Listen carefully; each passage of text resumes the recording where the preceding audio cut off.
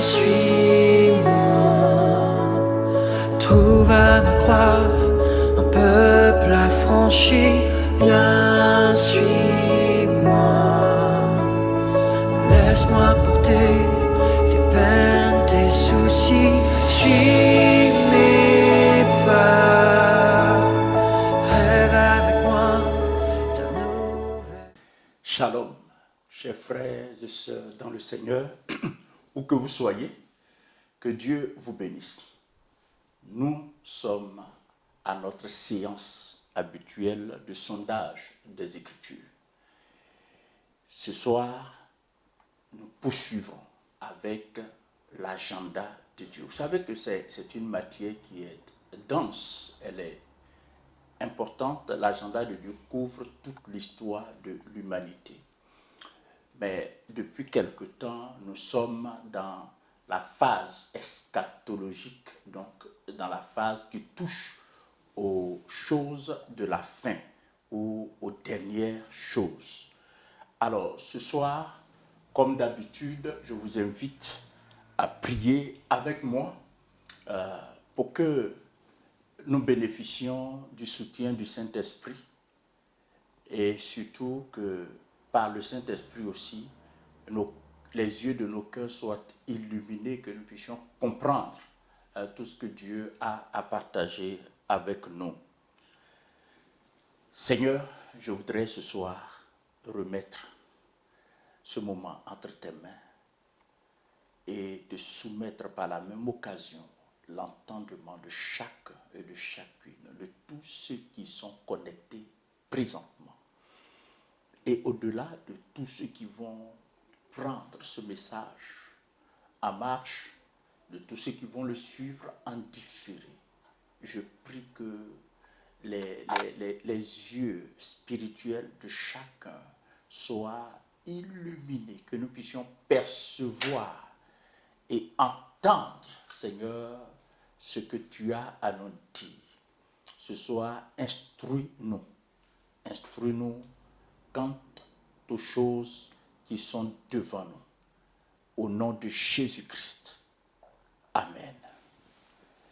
Soyez bénis, chers frères et sœurs en Christ. Le mercredi passé, j'ai entrepris par la grâce de Dieu de vous parler de l'enlèvement comme étant un événement capital dans l'agenda de Dieu. C'était la première partie. Aujourd'hui, nous abordons la deuxième partie. Donc c'est le même sous-thème, mais qui va être traité en plusieurs parties. Donc nous sommes dans la deuxième partie aujourd'hui. Et je voudrais simplement rappeler que l'enlèvement est un événement majeur. C'est un événement, j'allais dire, cardinal dans l'histoire de l'humanité et dans l'agenda de Dieu. C'est un événement cardinal, non pas seulement parce que l'enlèvement mettra un terme à l'histoire terrestre de l'Église de Jésus-Christ, mais aussi parce que l'enlèvement va constituer un tournant décisif. Notez bien, un tournant décisif dans l'histoire de l'humanité. L'Église ne sera plus sur la terre. Et alors que vous savez que en Matthieu chapitre 5, Jésus a clairement dit que l'Église est le sel de la terre et la lumière du monde. Donc, quand la lumière du monde quitte le monde, cela veut dire que les ténèbres vont s'épaissir sur la terre. Les ténèbres vont se propager sur la terre. Les ténèbres sont déjà sur la terre, mais leur marge de manœuvre est réduite simplement parce que l'Église est encore sur la terre. Après l'enlèvement, le mal va s'amplifier comme jamais auparavant. Ce qui va arriver, ça va dépasser ce qui s'était passé au temps de Noé. Au temps de Noé, le mal avait atteint un point tellement élevé que Dieu s'est repenti d'avoir créé l'homme. Et la Bible nous dit que les temps qui viennent devant nous seront semblables au temps de Noé. Et après l'enlèvement, le mal va s'empirer sur la terre. L'humanité n'aura plus l'aspect qu'on lui connaît aujourd'hui. L'humanité n'aura plus, la société humaine n'aura plus un visage humain. Un visage humain. Dans tous les cas de figure, jusqu'à la fin de cette série importante dans laquelle nous nous sommes engagés, nous comprendrons beaucoup de choses. Pour ce soir, il va être question de l'enlèvement. De l'enlèvement, il va être question de certains aspects de l'enlèvement. Plus nous avançons, plus je réalise que je me dois d'aller pas à pas pour favoriser une plus grande compréhension de ce sujet, tant il est important, parce que le tout n'est pas d'enseigner. Sachez que moi, je ne suis pas là pour enseigner. Je suis là pour aider chacun de vous à comprendre l'agenda de Dieu. C'est ce qui est important. C'est pour ça que vous vous rendrez compte que nous allons vraiment pas à pas, pour que vous puissiez saisir, pour que vous puissiez comprendre ce que Dieu a dit, ce que la Bible dit et ce que nous sommes appelés à comprendre, à connaître au sujet de l'agenda de Dieu. Alors, sachez que Dieu a alloué à l'Église 1993 ans. À l'Église en tant que corps de Christ. Et à l'issue des 1993 années, Dieu se propose d'ôter son Église de la terre. C'est ce qu'on appelle l'enlèvement. C'est un événement subit qui consistera au retrait soudain, n'est-ce pas, de l'Église de ce monde. L'Église va être ôtée de ce monde. Jésus sera dans les airs et l'Église va rejoindre Jésus dans les airs. C'est ce que l'apôtre Paul nous révèle par l'Esprit de Dieu en 1 Thessaloniciens chapitre 4 à partir du verset 13, et je voudrais bien vous lire ce texte. Nous ne voulons pas, frères, que vous soyez dans l'ignorance au sujet de ceux qui dorment, afin que vous ne vous affligiez pas comme les autres qui n'ont point d'espérance. Car si nous croyons que Jésus est mort et qu'il est ressuscité, croyons aussi que Dieu ramènera par Jésus et avec lui ceux qui sont morts. Voici, en effet, ce que nous vous déclarons d'après la parole du Seigneur. Nous, les vivants, restés pour l'avènement du Seigneur, nous ne dévancerons pas ceux qui sont morts, car le Seigneur lui-même, à un signal donné, à la voix d'un archange et au son de la trompette de Dieu, descendra du ciel. Et les morts en Christ ressusciteront premièrement. Verset 17. Ensuite, nous les vivants qui serons restés, nous serons tous ensemble enlevés. Le mot est là. Nous serons ensemble enlevés avec eux sur des nuées à la rencontre du Seigneur dans les airs. Et ainsi, nous serons toujours avec le Seigneur. Consolez-vous donc les uns les autres par ces paroles. Le mercredi passé, je me suis employé à partager avec vous les illustrations de l'enlèvement, tant dans l'Ancien Testament que dans le Nouveau Testament. Dans l'Ancien Testament, nous avons vu que Enoch a été enlevé. Nous avons vu que Élie a été enlevé. Dans le Nouveau Testament, nous avons vu que Jésus, notre Seigneur, lui-même, à l'issue de sa mission sur la terre, après sa résurrection, donc 40 jours après sa résurrection, Jésus a été enlevé de la terre. Jésus a rejoint le Père sous le regard des disciples rassemblés. Et quand il a disparu, n'est-ce pas, les anges sont venus annoncer aux disciples que celui qu'ils avaient vu partir reviendra de la même façon. Bien-aimés, l'enlèvement, ce n'est pas de la fiction, c'est une réalité. Et cette réalité, elle est aussi certaine qu'imminente. L'enlèvement est imminent. Aujourd'hui et les jours à venir, nous examinerons les raisons pour lesquelles Dieu permet à planifier l'enlèvement. La Bible dit que tout ce que Dieu fait, il le fait pour un but. Donc, quel est le but pour lequel ce Dieu a planifié dans son agenda l'enlèvement? Après, nous examinerons le quand de l'enlèvement.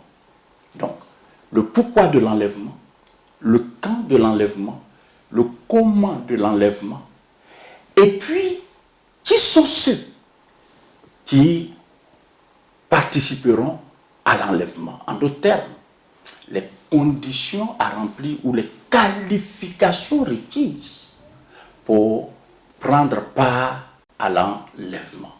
Et puis, si le Seigneur le permet, nous examinerons aussi ce qui va se passer après l'enlèvement.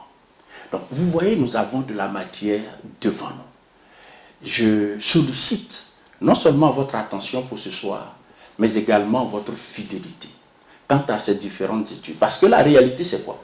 La réalité, c'est que si vous suivez une étude aujourd'hui et que demain, vous ne suivez pas l'autre étude, vous allez perdre le fil.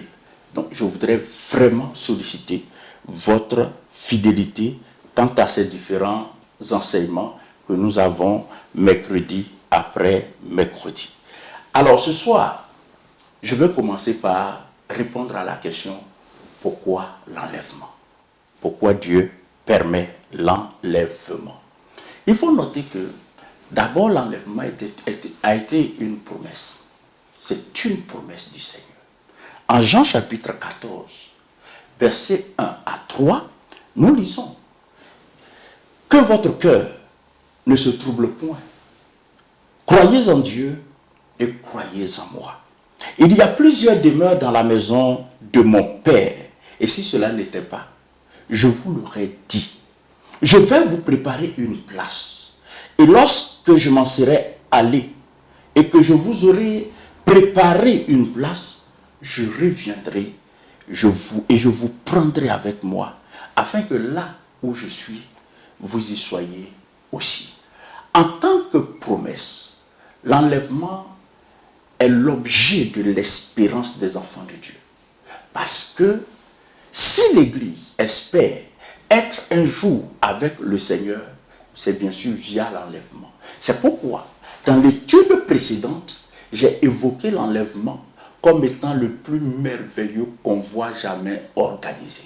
Aujourd'hui, nous apprenons ici et là des gens très riches qui sont en train de se préparer pour aller sur Mars, voyager sur Mars. Donc, ils se préparent à ça. Mais, quelle que soit la sensation que le voyage sur Mars peut provoquer, peut faire naître dans l'âme d'un être humain, on ne peut pas comparer cela à la sensation, à la joie, au caractère merveilleux de l'enlèvement. C'est une expérience que toi qui m'écoutes ce soir, tu ne dois rater sous aucun prétexte. L'enlèvement a été et est une promesse du Seigneur Jésus-Christ. Donc, pourquoi l'enlèvement? Parce que Dieu l'a promis. Comme il l'a promis, il faut qu'il le fasse. La Bible dit que Dieu veille sur sa parole pour l'accomplir. Il veille sur sa parole pour l'accomplir. Deuxièmement, l'enlèvement répond, n'est-ce pas, à un besoin important, un besoin d'organisation, donc un besoin de planning ou un besoin de planification. En fait, vous vous souvenez que à l'inauguration de la dispensation de la grâce, Israël avait été mis de côté pour la simple raison que Israël avait rejeté le Messie. Souvenez-vous, c'est parce que Israël a rejeté le Messie que la Bible dit en Jean chapitre 1 et au verset 11, il est dit que la lumière est venue chez les siens et les siens ne l'ont point reçu. La lumière, c'est qui? La lumière, c'est Jésus. Donc Israël a refusé Jésus, Israël a rejeté Jésus. Donc ça, c'était à l'entame même de la dispensation de la grâce. Bien aimé, ce sont des choses qui sont clairement exposées dans la parole de Dieu. Et je voudrais vraiment que vous soyez attentifs, que vous compreniez ces choses. Alors, Dieu va permettre l'enlèvement pour que, après l'enlèvement, Dieu puisse se tourner vers Israël. Car depuis le commencement de la dispensation de la grâce, lequel commencement a vu le jour à Golgotha, lors de la crucifixion de notre Seigneur Jésus-Christ. Donc, approximativement à l'an 30, n'est-ce pas, après Jésus. Donc, à partir de l'an 30, après Jésus, jusqu'à maintenant, nous sommes dans la dispensation de la grâce. Et la dispensation de la grâce ne prendra pas fin avec l'enlèvement, mais prendra fin après la période dite de la grande tribulation. Mais avant le commencement de la période de la grande tribulation, il y aura l'enlèvement. Dans quel but? Pour que, enfin, Dieu puisse se tourner vers Israël qui avait été mis de côté au profit des païens. C'est une vérité que j'ai expliquée en long et en large dans les enseignements précédents. Donc l'enlèvement va permettre au Seigneur de se tourner, n'est-ce pas, à Dieu de se tourner vers Israël afin de leur ouvrir ses bras et leur permettre d'expérimenter à leur tour, n'est-ce pas, la grâce qui en Jésus-Christ sauve. Troisième chose, c'est que l'enlèvement va permettre à Dieu d'offrir à l'Église l'occasion de comparaître devant le tribunal de Christ. En 2 Corinthiens chapitre 5 et au verset 10, il est évoqué le tribunal de Christ. Écoutez-moi très bien, le tribunal de Christ n'a rien à voir avec le jugement du grand trône blanc. Il faut le noter. Le tribunal de Christ n'a absolument rien à voir avec le jugement du grand trône blanc. Je reviendrai sur le jugement du grand trône blanc. Mais maintenant, voici ce que la Bible dit en 2 Corinthiens chapitre 5 et au verset 10. Car il nous faut tous comparaître devant le tribunal de Christ, afin que chacun reçoive selon le bien ou le mal qu'il aura fait étant dans son corps. Pour votre gouverne, le tribunal de Christ diffère du tribunal du grand trône blanc par le fait que au tribunal de Christ, il n'y aura pas de condamnation. Personne ne sera condamné. D'ailleurs, pour pouvoir comparaître, autant pour moi, au tribunal de Christ, il faut être sauvé. Si tu n'es pas sauvé, tu ne seras pas enlevé. Si tu n'es pas enlevé, tu ne peux pas comparer devant le tribunal de Christ. Et donc, devant le tribunal de Christ, il y aura tous les croyants de toutes les générations. Parce que n'oubliez pas, lors de l'enlèvement, les morts en Christ ressusciteront. Et nous, les vivants, j'espère que toi et moi, nous ferions partie, n'est-ce pas, de ces vivants. Donc, nous, les vivants qui serons restés, ensemble, nous serons enlevés. Avec les morts ressuscités, nous serons tous enlevés. Et quand nous serons enlevés, nous irons devant le tribunal de Christ. C'est là-bas que chacun va recevoir ses récompenses. Parce que la Bible dit que Dieu n'est pas injuste pour oublier ce que nous faisons sur la terre, aussi bien pour lui-même que pour les saints. Il y a des couronnes qui nous attendent, il y a des récompenses qui nous attendent, et je prendrai du temps également pour parler des récompenses qui nous attendent et ce qui va faire la différence entre ces récompenses. Mais avant, j'ouvre une parenthèse pour te dire, toi qui sers ton Dieu de façon acharnée, continue de le faire. Toi qui, pour des raisons quelconques, est tiède, froid dans le service de Dieu, il est temps que tu te décides à te consacrer à l'œuvre de Dieu. Parce que lorsque nous serons devant le Seigneur, chacun recevra sa récompense. C'est à cela que consistera le tribunal de Christ. Bien-aimés, il y a un autre élément qui nous donne de comprendre l'objectif de Dieu quant à l'enlèvement. En 1 Thessaloniciens, chapitre 4, et au verset 18, quand Paul parle de l'enlèvement, il termine ses propos par cette phrase: consolez-vous donc les uns les autres par ces paroles. L'enlèvement sera une consolation pour l'Église. Donc Dieu enlève l'Église pour consoler son peuple. Dieu enlève l'Église pour que l'Église, à travers l'enlèvement, soit consolée. Pourquoi? En Apocalypse, chapitre 3 et au verset 10, la Bible dit ceci: parce que tu as gardé la parole, dans la version Darby, parce que tu as gardé la parole de ma patience, moi aussi, je te garderai de l'heure de l'épreuve.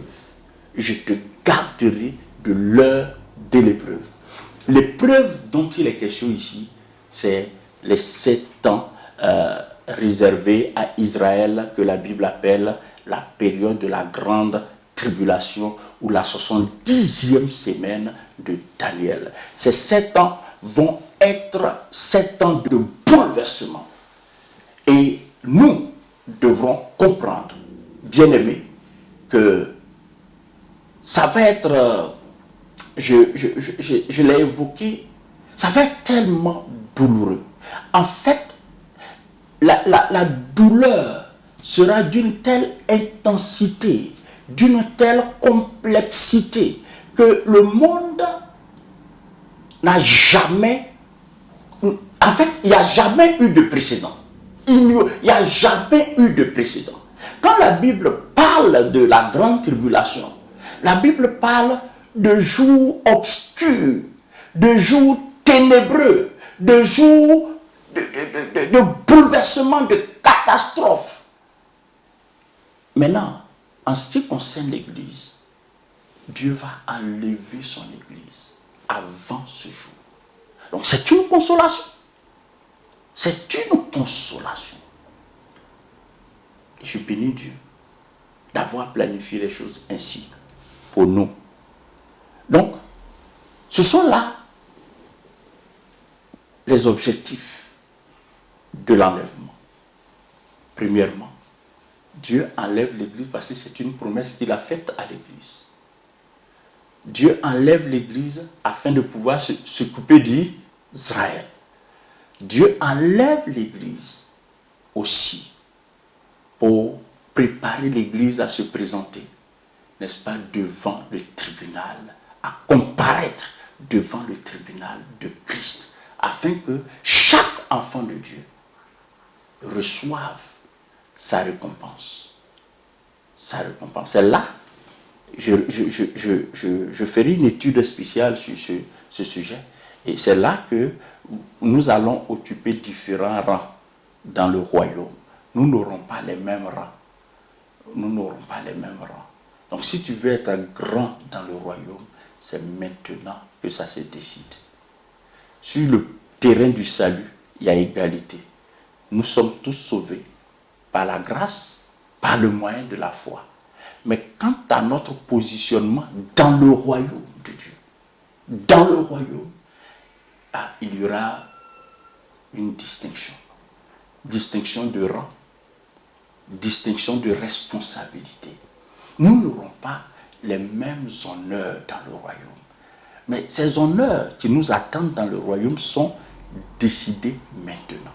C'est maintenant. Ce que tu fais pour le Seigneur, c'est ce qui va déterminer ce que tu seras dans le royaume. Bref, vous aurez compris, il y a un objectif clair derrière l'enlèvement de l'Église. Cet objectif, je l'ai décliné en plusieurs points.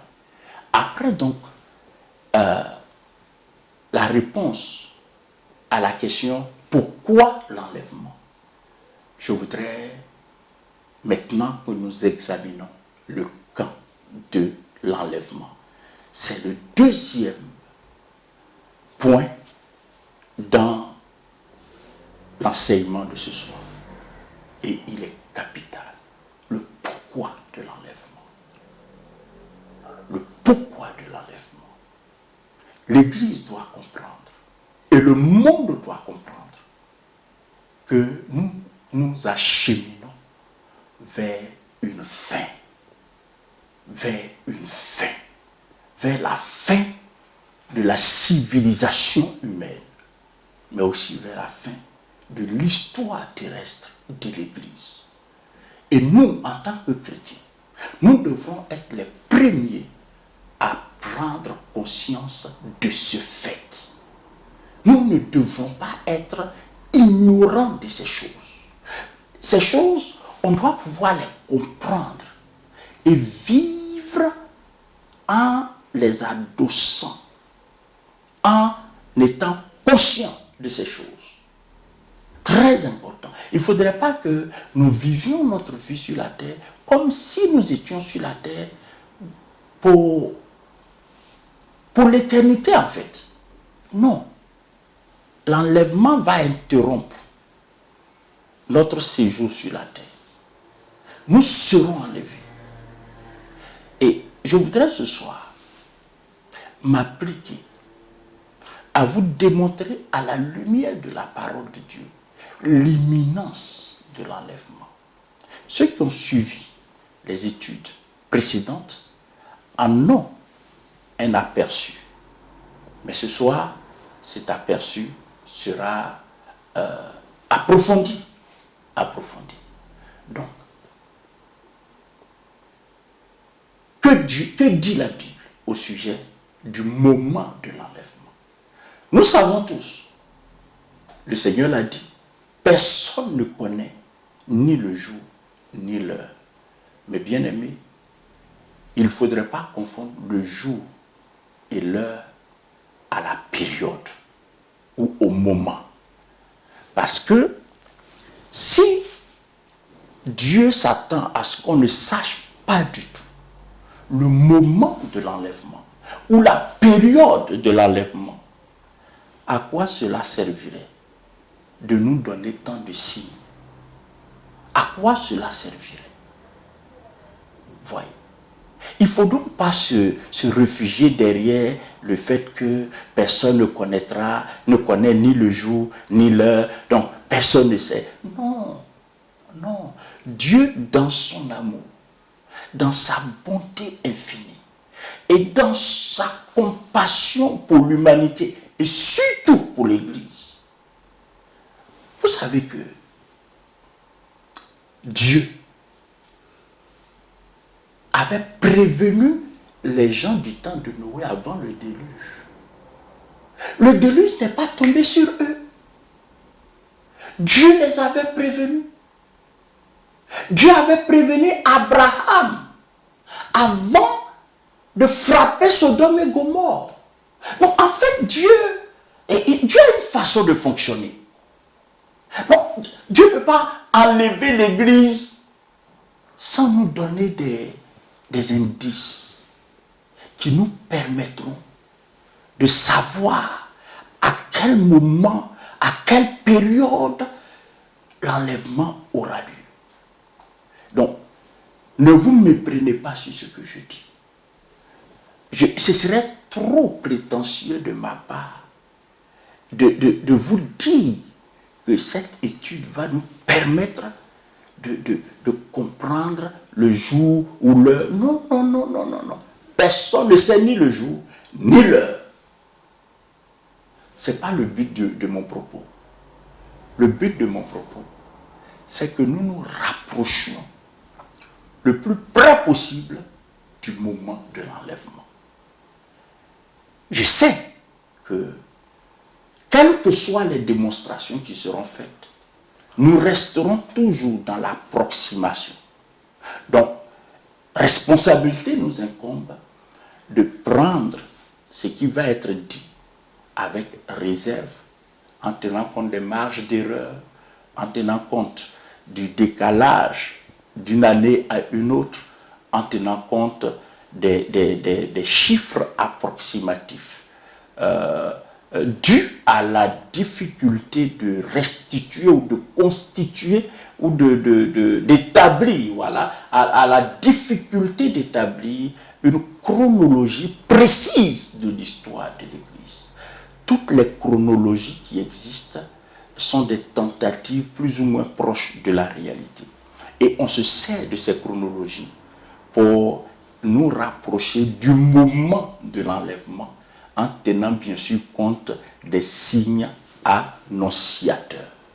Ainsi donc ce soir, je vais répondre à la question: quand l'enlèvement aura-t-il lieu? Ce que nous savons avec certitude, c'est que l'enlèvement aura lieu avant que ne commence la 70e semaine de Daniel. Je reprends. L'enlèvement aura lieu avant la 70e semaine de Daniel, c'est-à-dire avant le début de la grande tribulation. La grande tribulation qui va s'étendre sur 7 années. Ça, c'est une certitude. C'est une certitude.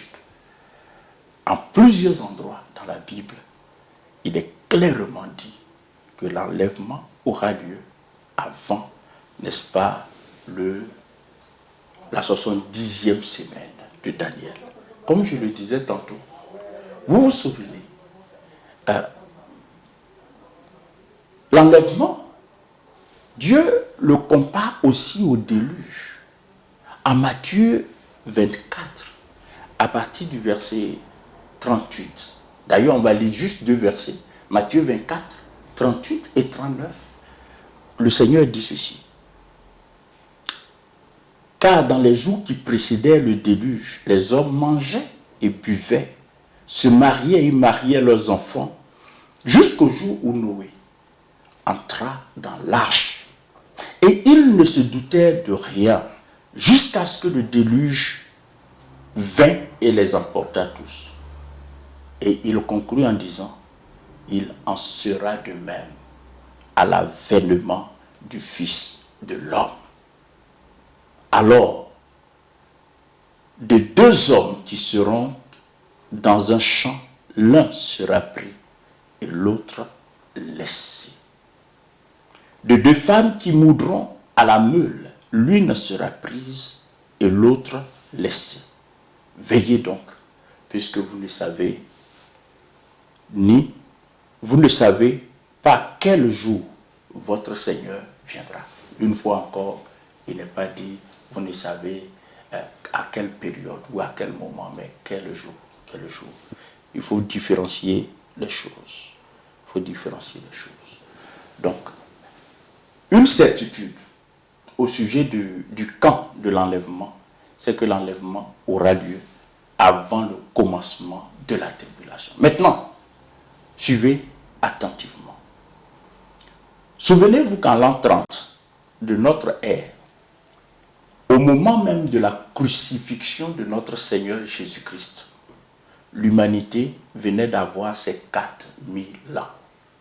Donc, à l'an 30 de notre ère, l'humanité avait 4000 ans. Ce qui correspond à la signification symbolique des 4 jours qui séparaient le 10e jour où l'agneau devrait être choisi et le 14e jour, le soir du 14e jour où l'agneau devrait être immolé. Entre le 10e et le 14e jour, il y a 4 jours. Exode chapitre 12, versets 1 à 6. Les 4000 ans de l'histoire de l'humanité, ces 4000 ans ont pris fin à la croix de Golgotha. De la même façon qu'au 14e jour, on va dire au 4e jour, l'agneau avait été positionné le 10e jour et le 14e jour, l'agneau a été immolé.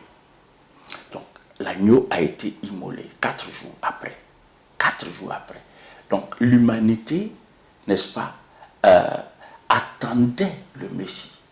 Souvenez-vous que dès l'aube de l'histoire de l'humanité, après que le péché ait fait irruption dans la civilisation humaine, Dieu, dans son amour, dans sa compassion, a promis que la postérité de la femme écraserait la tête du diable. La postérité de la femme écraserait la tête du serpent, pour être plus précis. La postérité de la femme, nous savons, c'est notre Seigneur Jésus-Christ. Donc, ça veut dire quoi? Dès l'aube de l'histoire de l'humanité, l'agneau avait été positionné. Cet agneau qui avait été positionné, il fallait, pour que la concordance et l'harmonie des choses soient respectées, il fallait attendre 4 jours. Les 4 jours qui correspondent aux 4000 ans. Et donc, à la fin des 4000 ans, Jésus va être crucifié. Maintenant, un élément important, c'est que quand Jésus est crucifié, un aspect ou un pan de l'agenda de Dieu débute. Quand Jésus est crucifié, un pan de l'agenda de Dieu débute. Ce pan va s'étendre sur 2000 ans. C'est la dispensation de la grâce. Parce que les 4000 ans, la fin des 4000 ans était également synonyme de la fin de la dispensation de la loi inaugurée avec Moïse. La Bible dit que la loi est venue par Moïse et la grâce et la vérité par notre Seigneur Jésus-Christ. Donc, la période où la dispensation de la loi a pris fin à la croix de Golgotha. À la croix, le jour de la crucifixion, le jour où Jésus a prononcé ces fabuleux mots. Tout est accompli.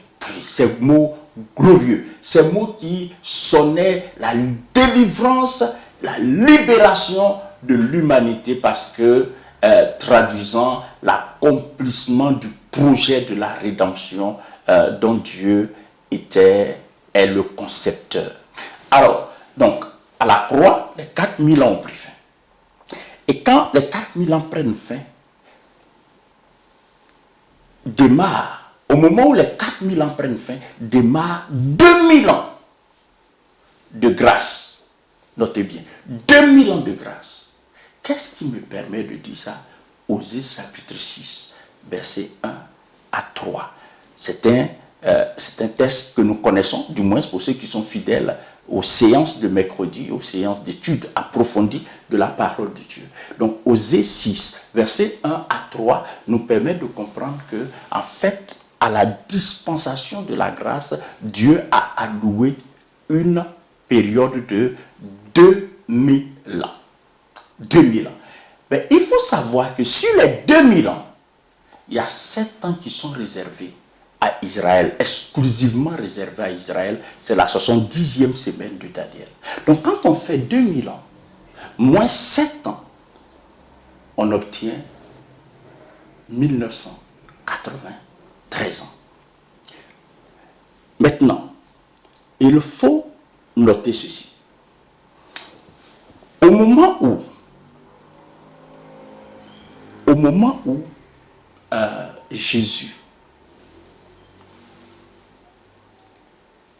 disait « Tout est accompli ».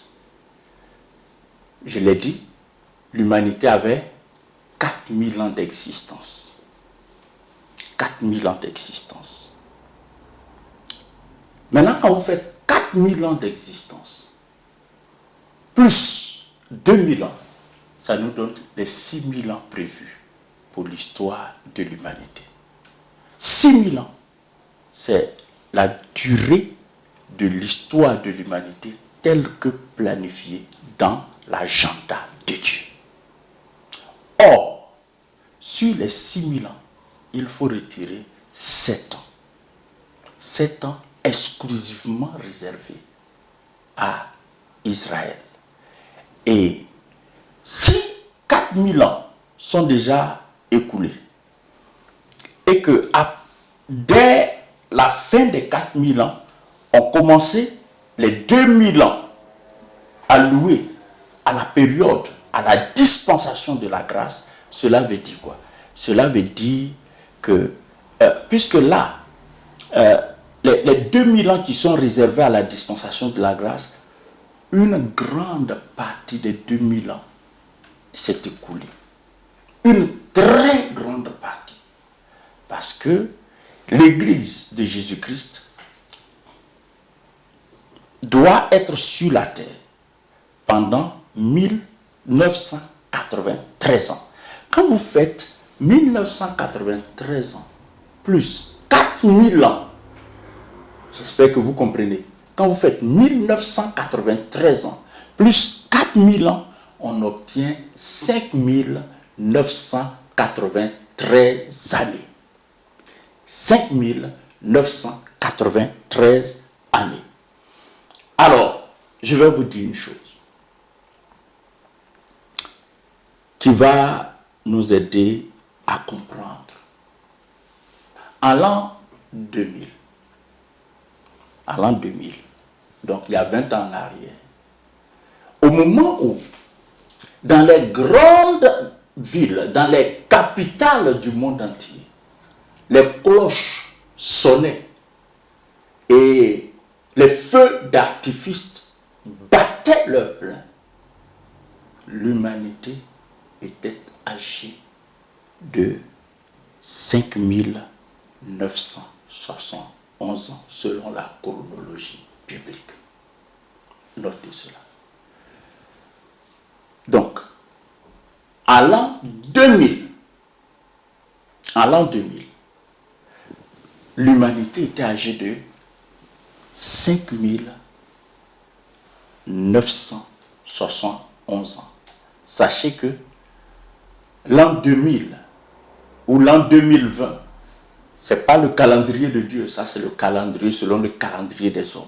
Maintenant, j'essaie d'établir une correspondance entre le calendrier actuel que nous suivons et le calendrier biblique. Donc, selon le calendrier biblique, quand nous étions en l'an 2000, l'humanité était âgée de 971 ans. Maintenant, nous ne sommes plus en l'an 2000. Nous sommes en l'an 2020. Donc, pour comprendre et savoir l'âge de l'humanité actuellement, selon le calendrier biblique, il nous faut simplement faire 5971 plus 20 ans.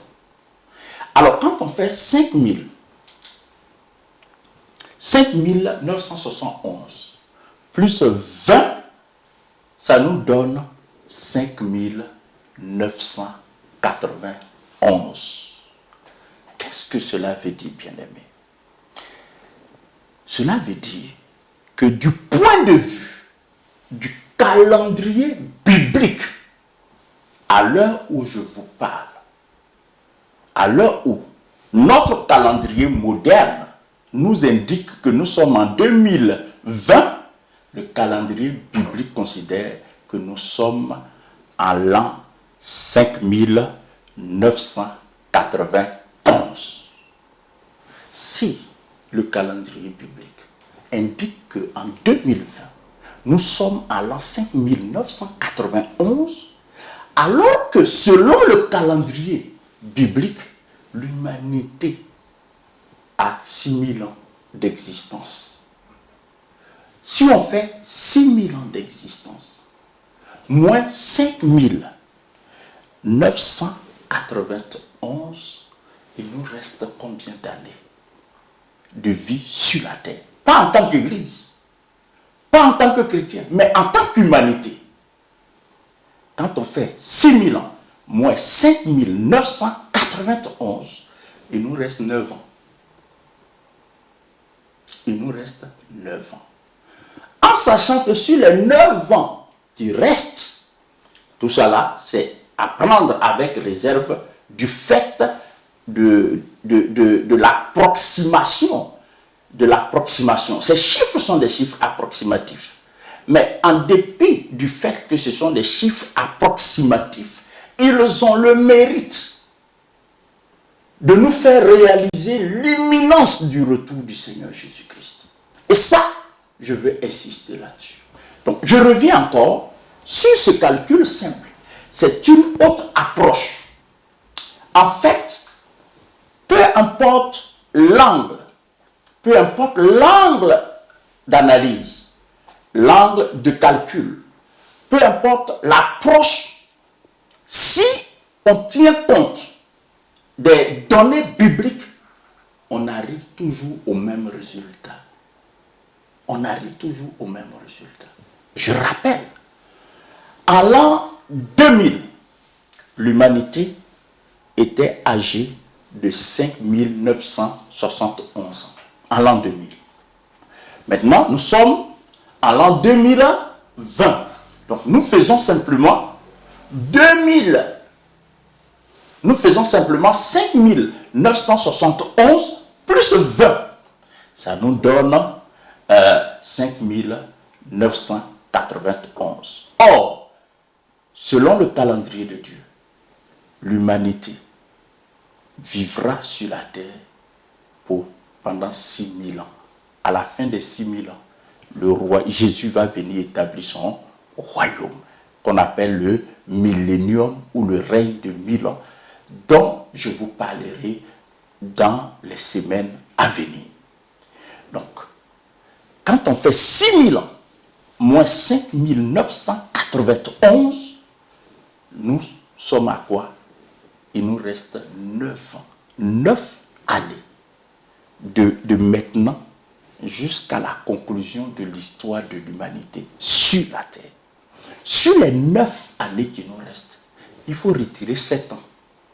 Les 7 ans au cours desquels Dieu va s'occuper d'Israël. Les 7 ans au cours des 7 années, les 7 années en question, c'est la 70e semaine de Daniel.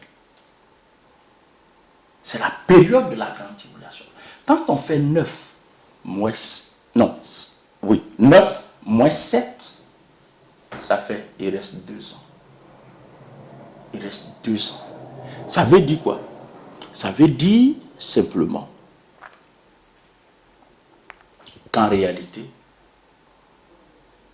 selon ce calcul, avec toutes les marges d'erreur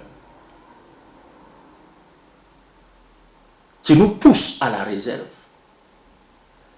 avec toutes les approximations dont on doit tenir compte, ce calcul-là nous donne de penser que tout au moins, le Seigneur pourrait venir enlever son Église dans 2 ans. Tout au moins. Ça peut être plus. Mais c'est la conclusion à laquelle on aboutit quand on veut étudier la Bible avec sérieux, mes amis.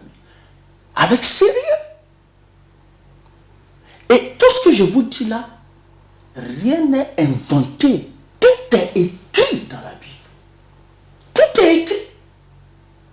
Pour peu qu'on soit attentif à ce qui est écrit, on peut comprendre facilement ces choses.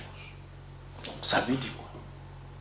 Ça veut dire que le sujet qui nous préoccupe aujourd'hui, l'enlèvement, la question à laquelle nous cherchons à répondre, à savoir le moment de l'enlèvement, la réponse est que nous y sommes déjà. Nous sommes dans le moment de l'enlèvement. C'est-à-dire qu'à tout moment, l'enlèvement peut se produire. À tout moment. J'avais dit tout à l'heure, selon les calculs, en tout cas tout au moins dans 2 ans. Ça peut être demain, ça peut être après-demain. Donc à tout moment, l'enlèvement peut se produire. À tout moment. À tout moment. Que devons-nous faire face à ces informations capitales? Que devons-nous faire? Quelle est notre responsabilité? Nous ne devrons pas nous laisser surprendre. Nous ne devrons pas vivre comme des païens. Vous savez, les païens ne sont pas au courant de ces choses. Et nous devons travailler à gagner du monde, à attirer dans la bergerie du Seigneur ceux qui n'y sont pas encore. Parce que le monde n'a plus assez de temps. Nous-mêmes, nous n'en avons plus assez. Mais nous, au moins, nous sommes informés. Que devons-nous faire? Nous devons, dès maintenant, redoubler d'efforts. Nous devons amplifier, augmenter, aimer davantage notre Dieu. Parce que très bientôt, ce sera trop tard. Ce que hier, je n'ai pas pu investir dans l'œuvre de Dieu, ce que hier, je n'ai pas pu faire, mon énergie que je n'ai pas pu déployer pour mon Dieu, et maintenant, je dois le faire. Mon temps que je n'ai pas pu accorder à Dieu, maintenant, je dois le faire. Mon argent que je n'ai pas pu investir dans l'œuvre de Dieu, maintenant, je dois le faire. Plus que jamais, nous devrons racheter le temps. Nous n'en avons plus assez, mes amis. Nous n'en avons plus assez. Même si on peut se tromper, même si les calculs sont approximatifs, mes amis, ça n'enlève rien à l'imminence.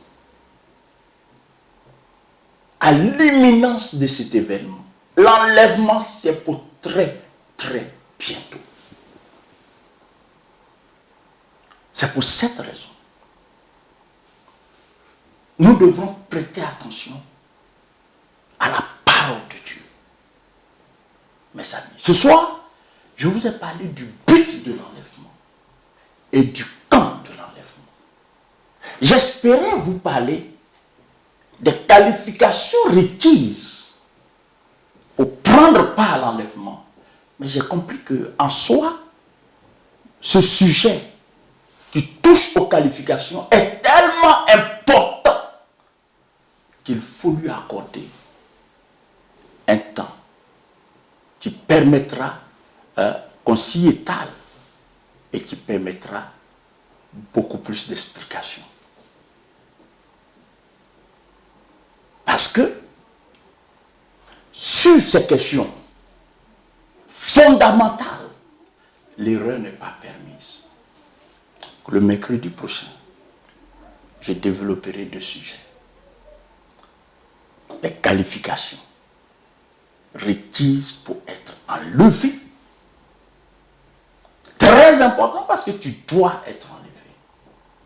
Tes parents doivent être enlevés. Tes amis doivent. Ils ne le savent pas. Mais nous devrons les amener à comprendre. C'est pour ça que ce message et les autres, il faut les écouter pour soi-même. Et puis il faut les apprendre.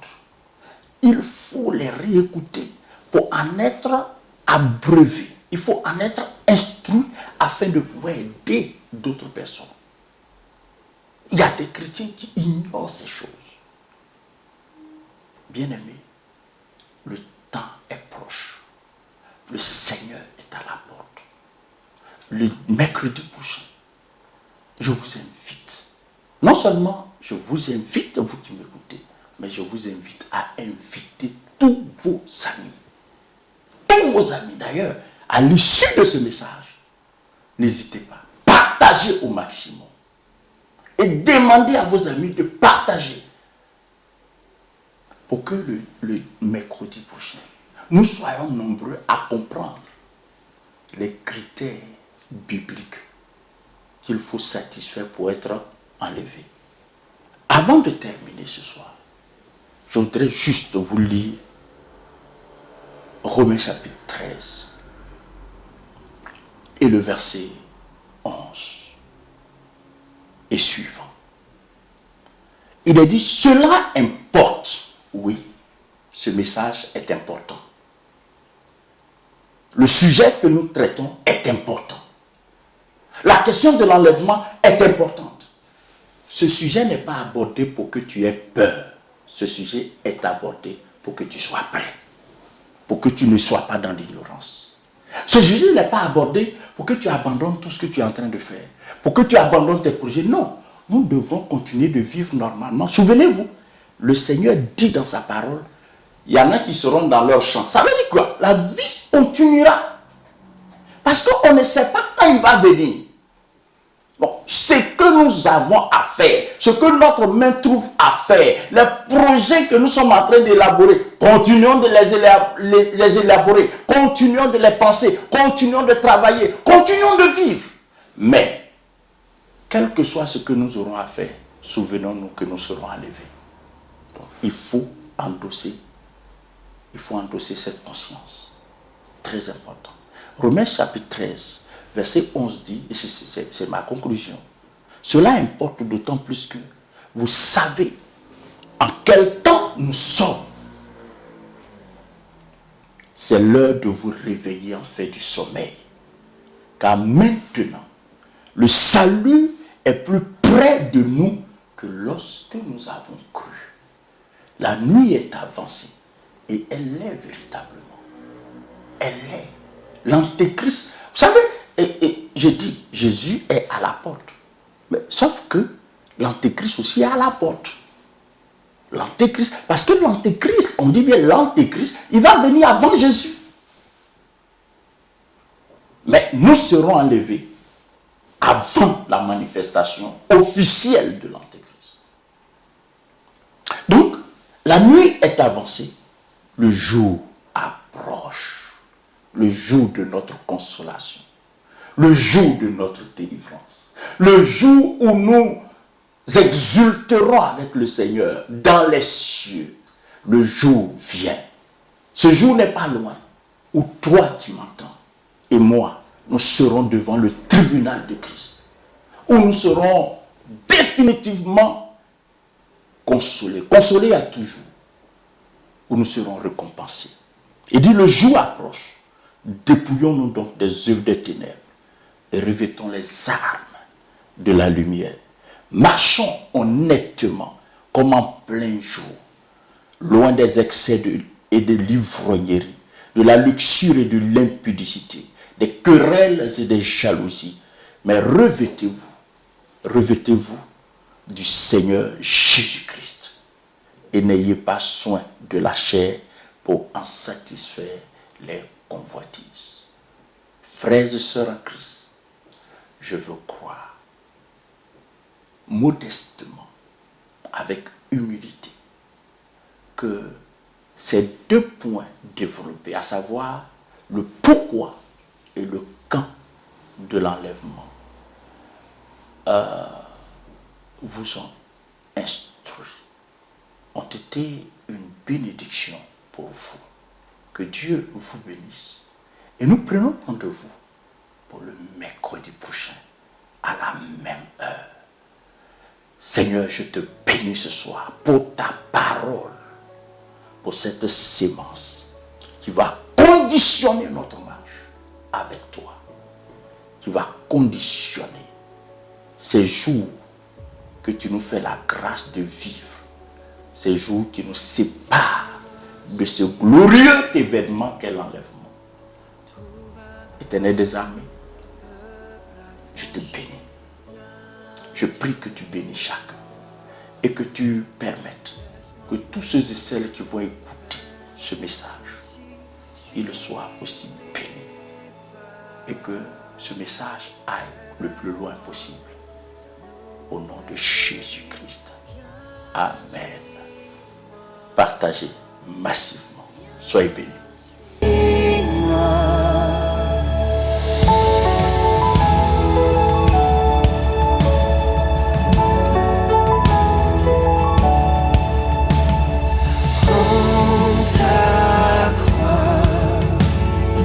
Laisse derrière toi une vision sans gloire.